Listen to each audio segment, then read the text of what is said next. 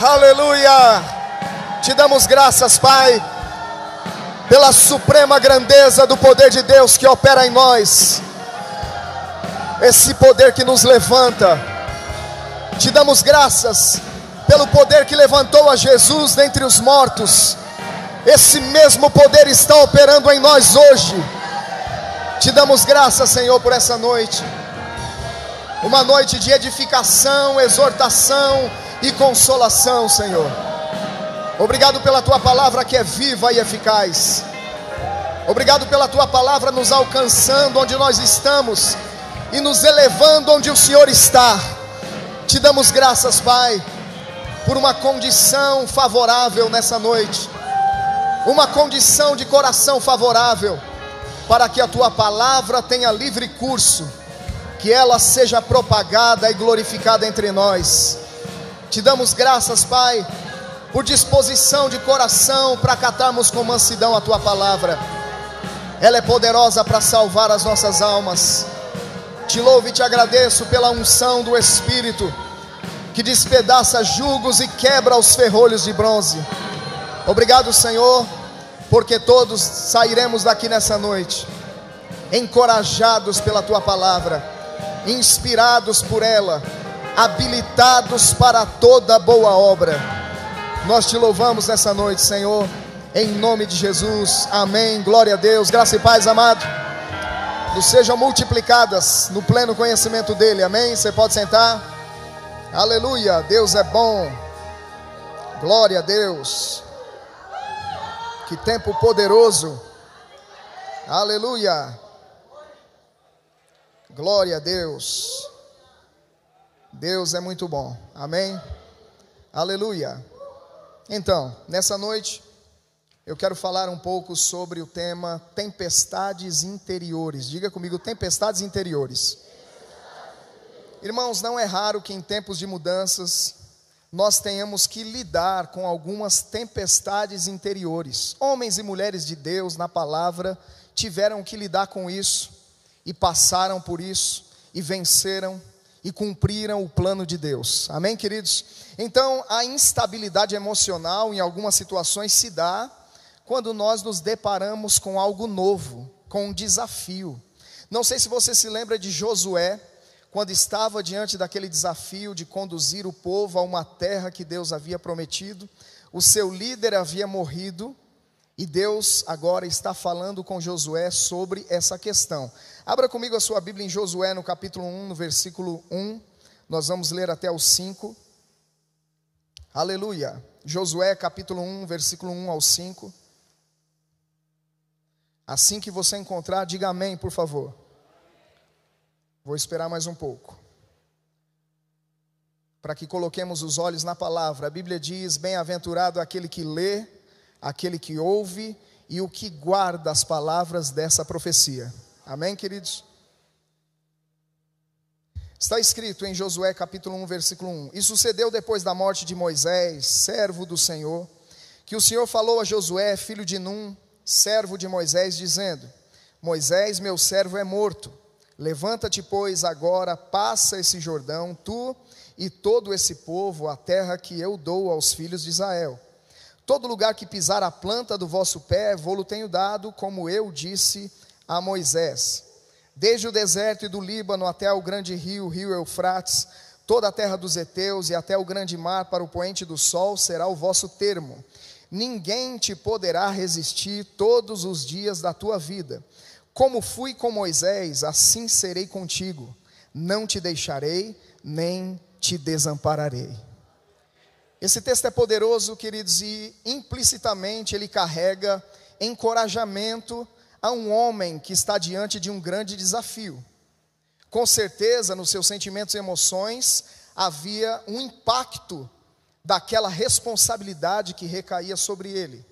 Deus, percebendo essas coisas no interior de Josué, lhe traz essa palavra dizendo: assim como fui com Moisés, eu vou ser com você.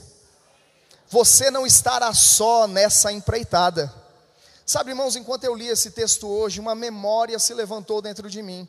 Nós estávamos numa formatura do Rema alguns anos atrás, Ted Gregory era o ministro dessa formatura, o paraninfo. E terminada a formatura, no jantar dos ministros, Ted se volta para o presidente do nosso ministério, o apóstolo Guto. Fazia pouco tempo que o pastor Bud havia partido para o Senhor. E Ted começa a falar pelo espírito de profecia e diz a Guto: assim como eu fui com meu servo Bud, eu serei com você agora. Sabe, irmãos, e eu via Guto chorar diante daquelas palavras que lhe traziam encorajamento, tamanho desafio que estava nas suas mãos de conduzir um ministério tão grande em franco crescimento.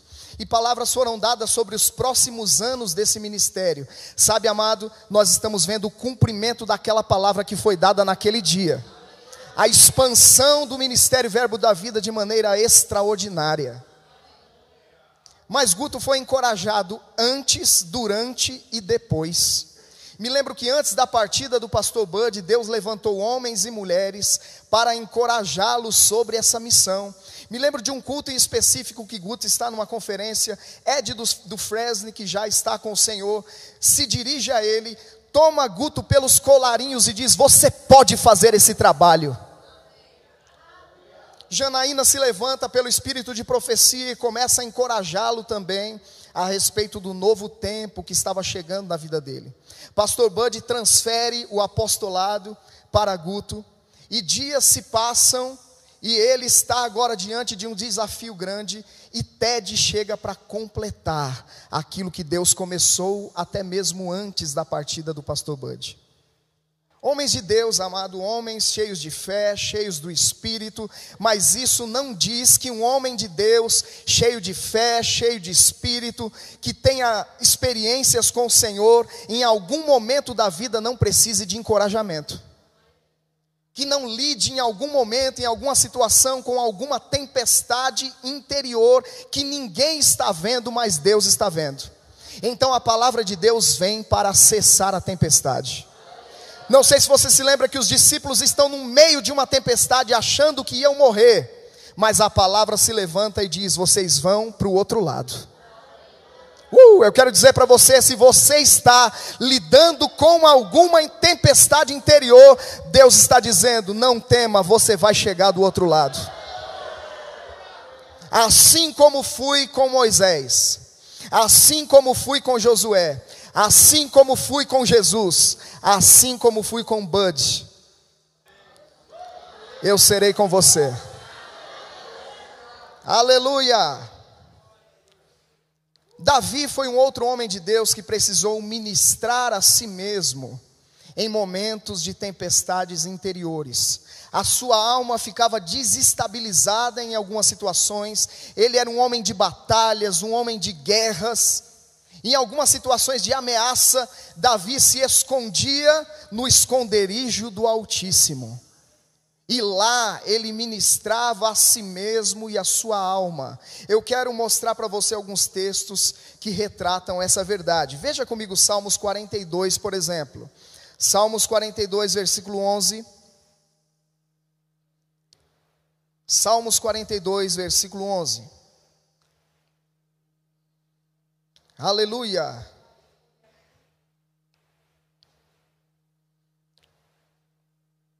Está escrito: por que estás abatido, ó minha alma? Por que te perturbas dentro de mim? Espera em Deus, pois ainda o louvarei, a Ele meu auxílio e Deus meu. O que Davi está fazendo aqui, senão ministrando a si mesmo, dizendo para a sua alma: aquieta-te dentro em mim, espera, confia em Deus. Ele te ajudou no passado, Ele vai continuar te ajudando agora. Um outro texto, lá em Salmos ainda, no capítulo 94, no versículo 19, Salmos 94, 19, eu vou ler esses textos mais rapidamente, se você quiser abrir, tudo bem, se não, só acompanhe a leitura. Está escrito lá: na multidão dos meus pensamentos dentro de mim, as tuas consolações recrearam a minha alma. Veja, conjecturações haviam em sua alma, talvez pensando nos problemas, pensando nos desafios, pensando nas coisas que vinham contra ele, mas ele diz aqui: na multidão desses pensamentos dentro de mim, as tuas consolações fazem com que a minha alma se recreie. Aleluia. Salmo 116, versículo 7. Volta minha alma para o teu repouso, pois o Senhor te fez bem. Davi está ministrando a si mesmo e dizendo: alma, não fique tão desestabilizada, volta para o teu lugar de descanso, Deus tem te feito muito bem. Não é incomum termos que falar conosco mesmo. Você sabe que você é um espírito, você possui uma alma e habita em um corpo. Então no teu espírito há convicções em Deus, no teu espírito há um propósito, há um desígnio eterno. Teu espírito sabe de coisas de maneira privilegiada, tem informações antecipadas, mas muitas das coisas que estão no nosso espírito ainda não chegaram na nossa alma. E pelo fato da alma muitas vezes não estar totalmente inteirada dessas verdades, ela tende a se desestabilizar diante de alguma situação. Mas Jesus certa vez declarou: o meu espírito em vocês vai lembrar das palavras que eu falei para vocês.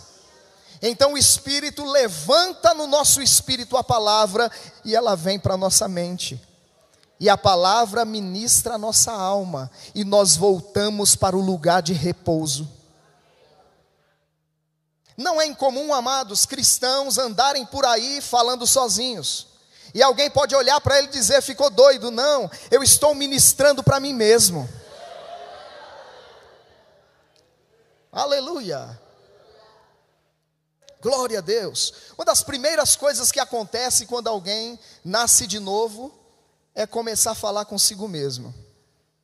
Anda por aí falando da bondade de Deus, anda por aí falando com a sua alma. Fica tranquilo, confia em Deus, vai acontecer. Aleluia, vai melhorar.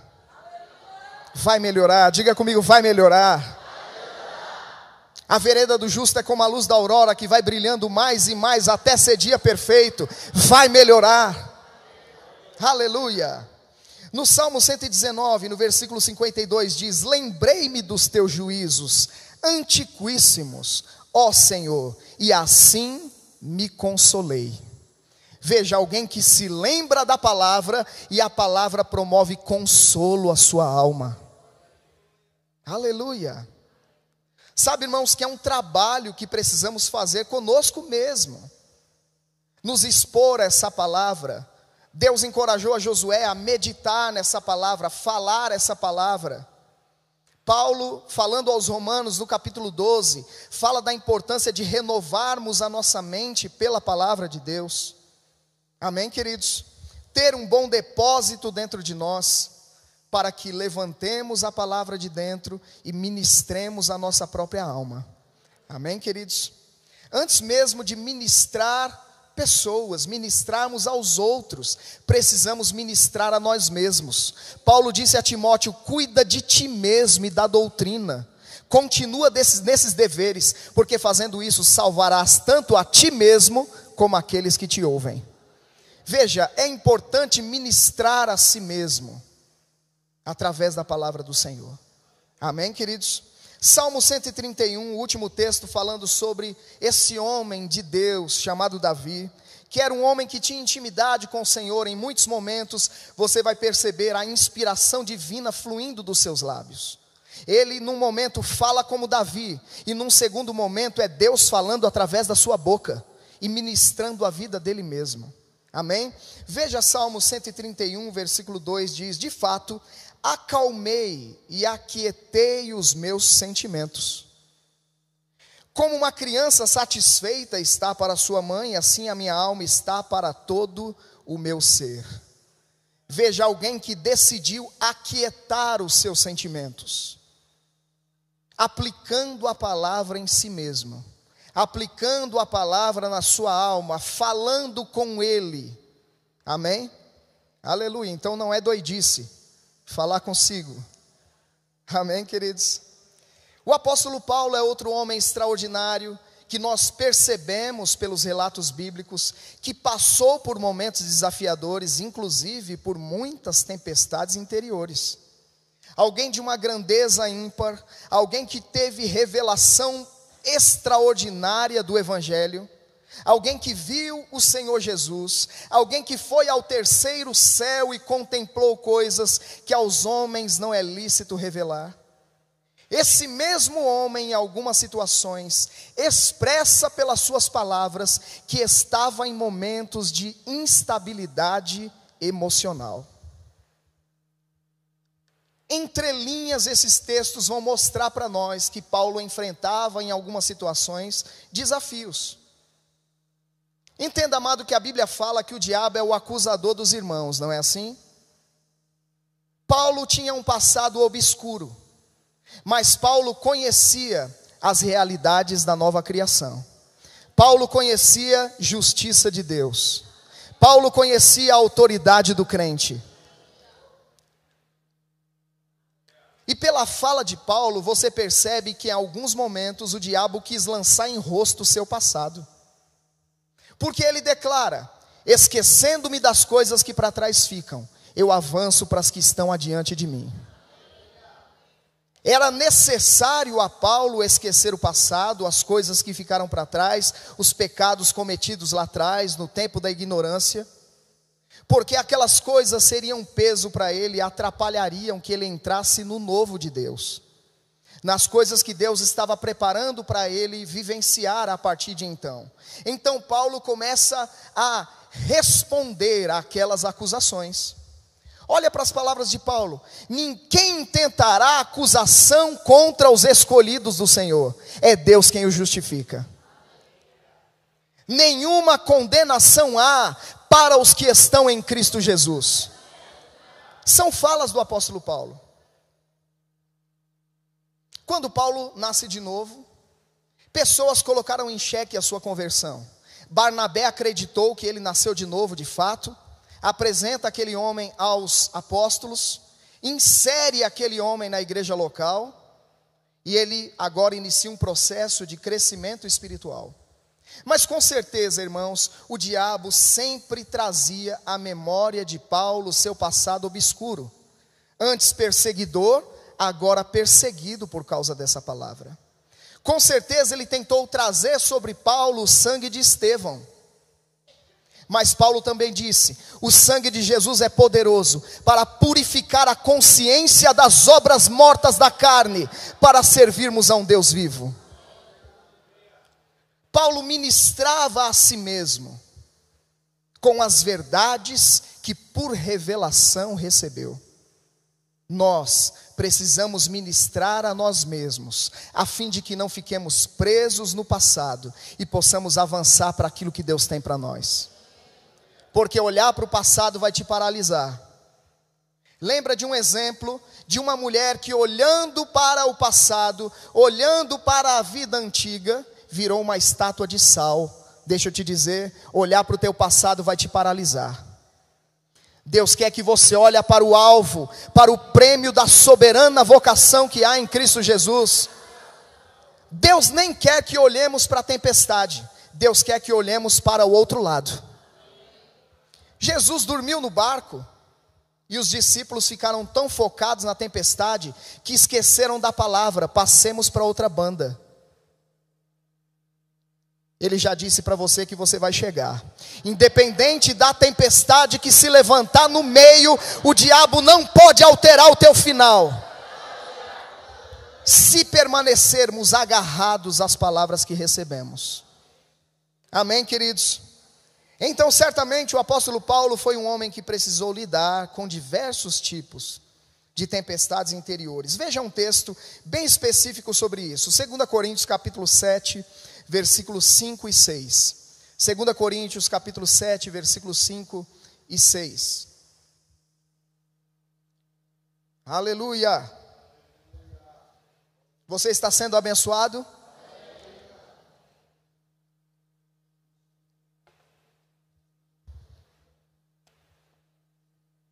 Eu vou te dizer, essa tempestade não vai afundar o teu barco. Jesus está nele. Aleluia. 2 Coríntios capítulo 7, versículo 5 diz: porque mesmo quando chegamos à Macedônia, a nossa carne não teve repouso algum, antes em tudo fomos atribulados, por fora combates, temores por dentro. Mas Deus que consola os abatidos nos consolou com a vinda de Tito. Deixa eu te dizer, Deus tem um Tito para você. Em momentos específicos da sua vida em que você estiver no meio de desafios, Deus vai levantar um Tito. Nessa manhã Deus levantou Titos aqui. Pessoas que pelo Espírito consolaram umas às outras. Encorajadas pelas instruções de Rafaela enquanto ministrava a palavra sobre a importância de orarmos uns pelos outros, nós fizemos isso, irmãos, e consolo foi compartilhado, encorajamento, edificação. Vire para o irmão que está do seu lado e diga: Deus tem um Tito para você. Aleluia. Ué, mas Paulo não tinha o Espírito Santo? Sim, ele tinha o Espírito Santo. Não obstante Paulo ter o Espírito Santo dentro e a consciência deste, aprove a Deus usar alguém para consolá-lo. Espera aí, a Bíblia chama o Espírito Santo de Consolador. Deixa eu te dizer, consolo pode vir de dentro, mas Deus pode consolá-lo através de alguém que vem ao seu encontro. Aprove a Deus fazer dessa maneira. Alguém quer questionar Deus sobre isso? Aleluia. Glória a Deus. Então Deus levantará pessoas para nos assistir em momentos de desafio. Pessoas que vão se conectar a você, amado, em momentos cruciais, e vão dizer para você: juntos podemos ir mais longe. Alguém estava falando sobre liderança e sobre Deus levantando homens para propósitos específicos, e eu achei isso bem interessante e eu creio que é bem pertinente. Alguém disse: quando Deus dá uma visão a um homem, Ele envia esse homem. Lembra de Moisés sendo levantado por Deus em resposta ao clamor de um povo. Quando Deus envia um homem, o próximo passo é conectar esse homem com pessoas. O Deus que levanta um líder vai lhe dar uma equipe. Pessoas que vão pegar junto com você e vão fazer manifestar-se a visão que Ele confiou a você. Deus cercou esse homem extraordinário chamado Paulo de homens fiéis, de homens que em momentos desafiadores foram junto com ele. Aleluia, glória a Deus. Diga comigo: eu não estou sozinho. Nós temos o Espírito Santo dentro de nós, mas nós temos uma família. A mensagem que foi transmitida hoje pela manhã enfatizou que nós estamos em família, amados. Aleluia. Vire para essa pessoa que está do lado e diga: é bom te chamar de irmão. Aleluia. Glória a Deus. Estamos em família. Amém, queridos? Atos capítulo 27, versículo 24. Abra lá, por favor. Atos capítulo 27, versículo 24. Glória a Deus, Ele é muito bom.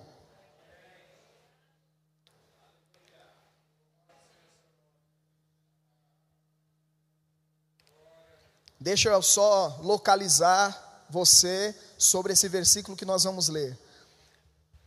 Havia uma situação em que o barco que Paulo estava, o navio que ele estava sob ameaça de naufrágio. Tempestade, trevas caíram sobre eles dia após dia, e já não havia esperança de saírem daquela situação.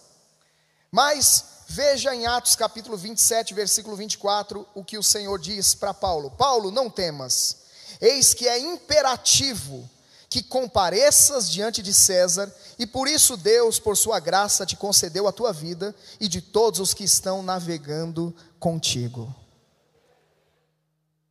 Uma tempestade se levantou, havia instabilidade emocional, porque se Deus está dizendo para Paulo: Paulo, não temas, é porque temor foi identificado. Quando o temor for identificado, Deus vai enviar uma palavra dizendo: não tenha medo, eu estou com você. Quando passares pelo fogo, nenhuma arderá em ti. Quando pelas águas, elas não te submergirão. Não temas, porque eu sou contigo. Chamei-te pelo teu nome, tu és meu. Não foi o primeiro homem nas escrituras em que Deus se dirigiu dessa maneira. Não tenha medo, eu sou com você. Tenha bom ânimo. Aleluia. Eu estou aqui para te dizer: não tenha medo da nova fase que você está para entrar. O Deus que esteve contigo nessa fase, Ele vai atravessar a ponte.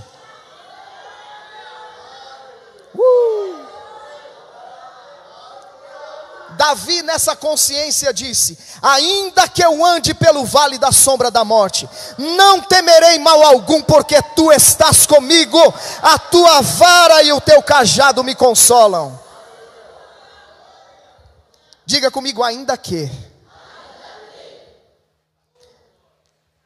Ainda que pareça que piorou, vai melhorar.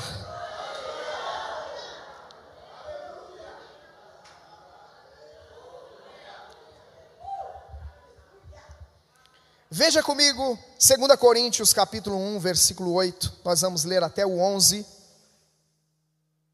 Aleluia. Obrigado, Senhor. Obrigado. Seja encorajado, refrigério da parte do Senhor sobre ti nessa noite. 2 Coríntios capítulo 1, versículo 8. Glória a Deus, Ele é muito bom. 2 Coríntios, capítulo 1, versículo de número 8, diz: porque não queremos, irmãos, que ignoreis a tribulação que nos sobreveio na Ásia, pois que fomos sobremaneira agravados, mais do que podíamos suportar, de modo tal que até da vida desesperamos. Mas já em nós mesmos tínhamos a sentença de morte, para que não confiássemos em nós, mas em Deus que ressuscita os mortos, o qual nos livrou de tão grande morte e livra. Deixa eu te dizer, o Deus que te livrou no passado te livra agora. O qual nos livrou de tão grande morte e livra, em quem esperamos que também nos livrará. Deixa eu te dizer, Ele te livrou, Ele te livra e Ele te livrará. Ajudando-nos também vós com orações por nós, para que pela mercê que por muitas pessoas nos foi feita, por muitas também sejam dadas graças a Deus ao nosso respeito.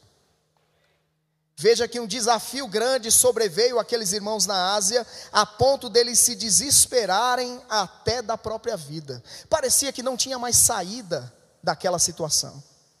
Mas as orações dos irmãos, vou dizer de novo, mas as orações dos irmãos, talvez por alguns momentos, em alguns segundos talvez, a Bíblia não registra isso, mas em alguns segundos, alguma estabilidade emocional passou em Pedro, quando ele estava lá na prisão. Tiago havia sido passado pelo fio da espada, Pedro era o próximo. A Bíblia diz que Pedro está na prisão, dormindo. E a igreja, enquanto Pedro dormia, orava incessantemente por Pedro.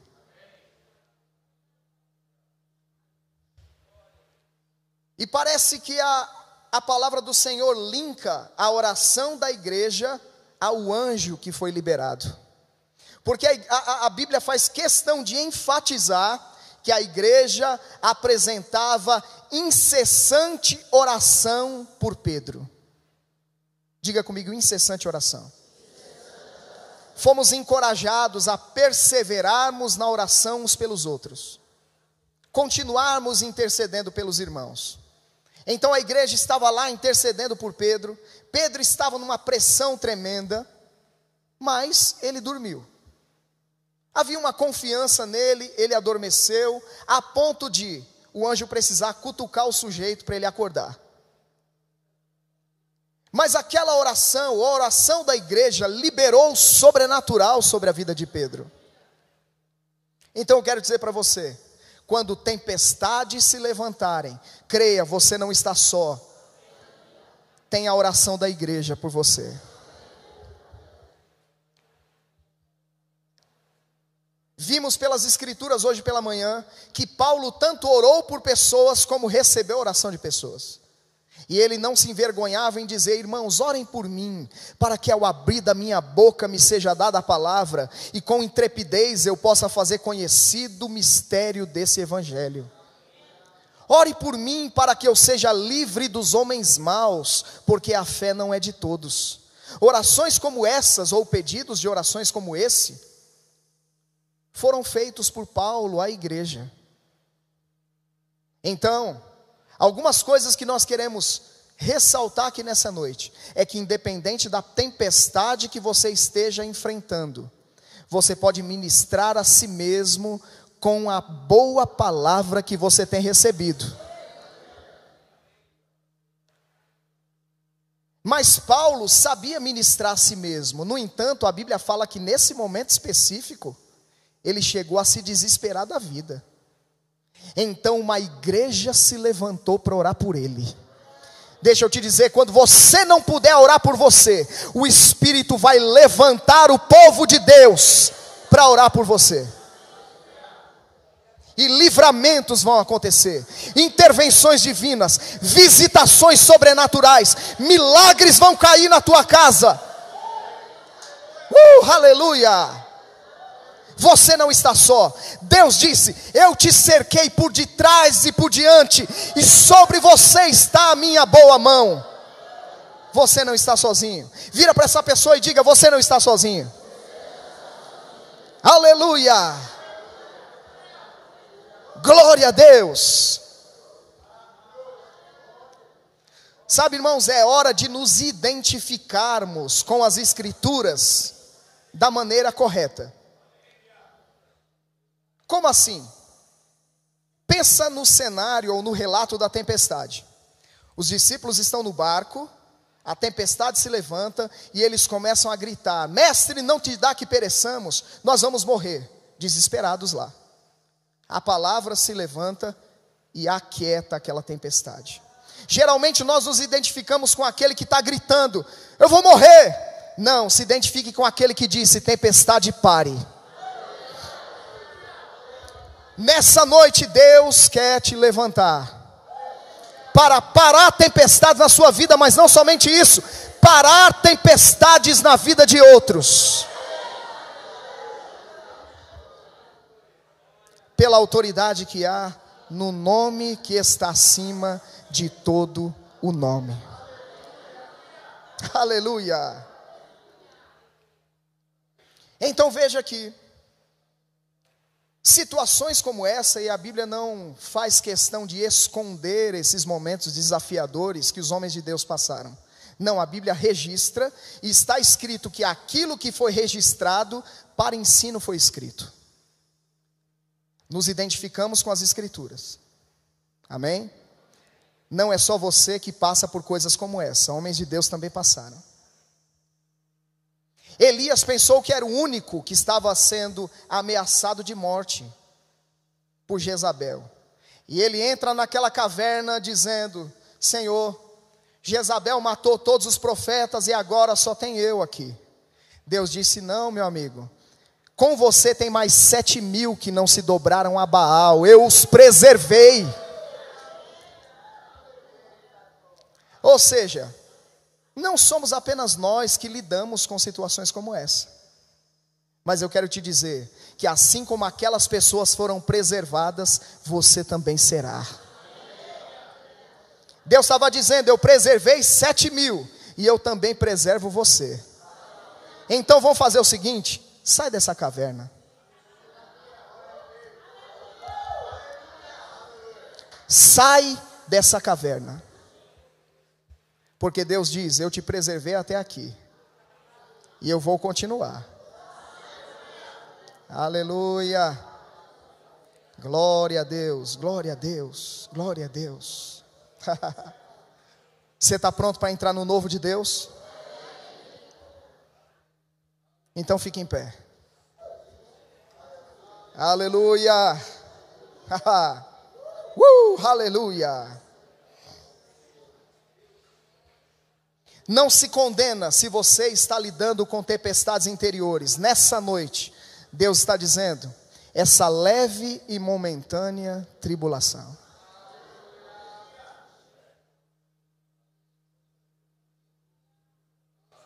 Eu oro para que você seja fortalecido com poder no seu interior por meio do Espírito Santo. Eu oro para que o bom depósito de palavra que foi liberado sobre a tua vida se levante nesse tempo. E sabe, amado, as águas que estão dentro de você vão superar as águas que vêm de fora. Eu declaro que uma onda do Espírito, grandes águas que estão dentro de você, vão se levantar. E você vai pegar essa onda.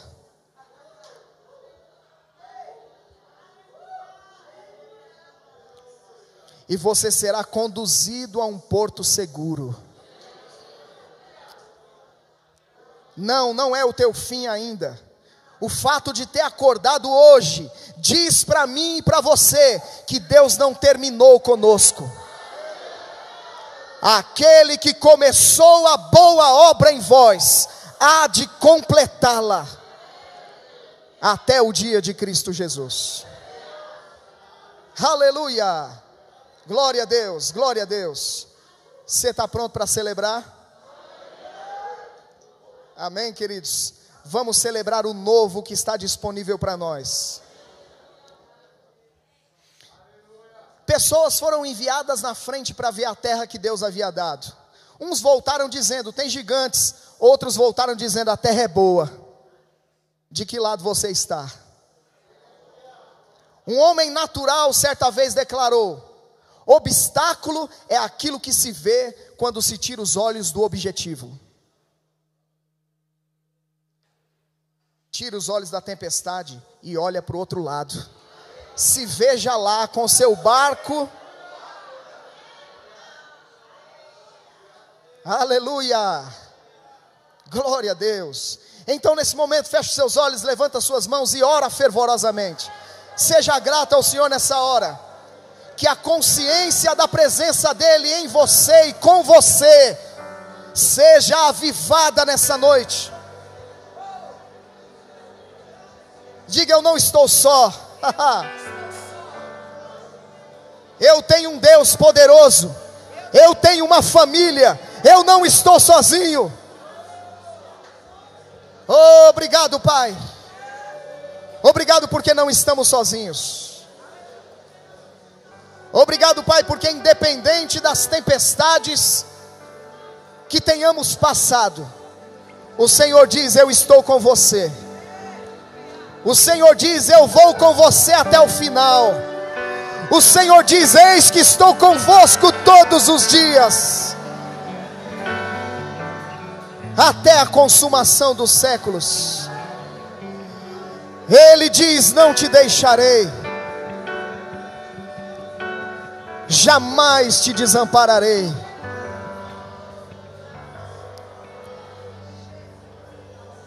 Onde eu estiver, ali estará também o meu servo.